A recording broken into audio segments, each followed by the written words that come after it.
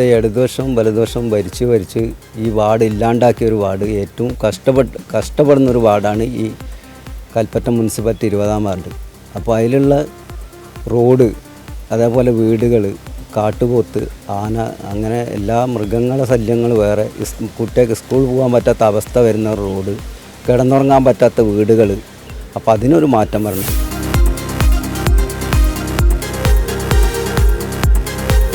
വയനാട് മണ്ഡലത്തിനെ സംബന്ധിച്ചിടത്തോളം കഴിഞ്ഞ ഇടതും വലതും മത്സരിച്ച് ജയിച്ച എംപിമാരും MLA-മാരും എല്ലാവരും ഇവിടെ ഭരിക്കുന്നെങ്കിൽ കൂടി ആദിവാസികളെ കൊണ്ട്, ഊരുകളിൽ നിന്നും ആദിവാസികളെ കൊണ്ട് അവരെ മുതലെടുക്കുകയാണ് ഇതുവരെ ചെയ്തിട്ടുള്ളത്.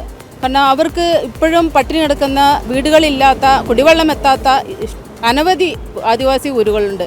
അവർക്ക് വിദ്യാഭ്യാസമില്ലാത്ത, സാക്ഷരതയ്ക്ക് മുന്നിൽ നിൽക്കുന്നെങ്കിൽ കൂടി തന്നെ ആദിവാസി മേഖലകളിൽ സാക്ഷരത തൊട്ട് തീണ്ടാത്ത ഒരുപാട് ഊരുകൾ ഇന്നും നിലനിൽക്കുന്നുണ്ട്.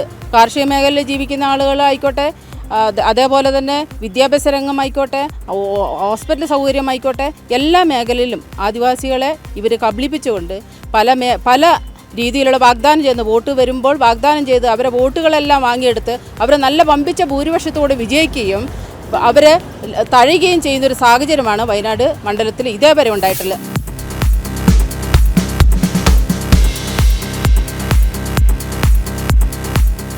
ഒരു വികസനം എന്ന് പറഞ്ഞാൽ ഒന്നുമില്ല. ഹോസ്പിറ്റലില്ല, റെയിൽവേ ഇല്ല, പിന്നെ ചുരമുണ്ട്, ബ്ലോക്ക്, ഹോസ്പിറ്റലൊന്നുമില്ല. അങ്ങനെ വളരെ മോശമാണ്. അപ്പോൾ അതിന് മാറ്റം വേണമെന്നാണ് നമ്മളൊക്കെ അഭിപ്രായം.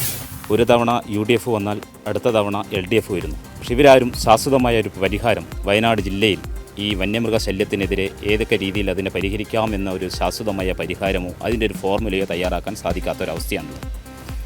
ഇതിനൊരു പരിഹാരം കാണുന്നത് വയനാട് ജില്ലയിൽ സാധാരണക്കാരൻ്റെ ഒരു നിരന്തരം ആവശ്യമാണ്. കാരണം വയനാട് ജില്ലയിൽ 80% ആളുകൾ സാധാരണ കർഷക ജനതയാണ്. ഇവർക്ക് ശാശ്വതമായ ഒരു പരിഹാരം കണ്ടെത്തി കൊടുക്കേണ്ട മുന്നണികൾ ഒത്തുകളിക്കുന്ന ഒരു കപട രാഷ്ട്രീയമാണ് ഇവിടെ നിലനിൽക്കുന്നത്. മാനന്തവാടിയിൽ തന്നെ ഒരു 4-5ഓളം എസ്റ്റേറ്റുകൾ ഇവിടെ സ്ഥിതി ചെയ്യുന്നുണ്ട്. അതിലൊരു എസ്റ്റേറ്റ് ലയത്തിലാണ് എൻ്റെ തുടക്കം. അപ്പോൾ അവിടത്തേക്കൊരു ശോചനാവസ്ഥ എന്ന് പറഞ്ഞാൽ ശരിക്കും നമ്മൾ പോയി കാണേണ്ട ഒരു സംഭവം തന്നെയാണ്. കാരണം ഒരു 400 രൂപ അല്ലെങ്കിൽ 300 സംതിങ് രൂപ ദിവസം കൂലി വേതന, അങ്ങനത്തെ വേതനയാണ് അവിടെ ആകെ കിട്ടുന്നത്.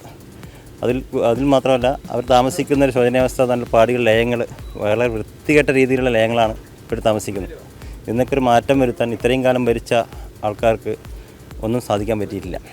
അപ്പോൾ അതുകൊണ്ട് അതിനൊരു മാറ്റം വരുത്താൻ വേണ്ടി നമ്മൾ കഠിന പ്രയത്നം തന്നെ വേണ്ടി വരും. Indian Institute of Commerce Lakshya presents Jana Shabdam in association with Amritaveni. Learn commerce professional courses only from Indian Institute of Commerce Lakshya. Amritveni Hair Elixir. സമൃദ്ധമായ മുടി ബയോടെക്നോളജിയിലൂടെ.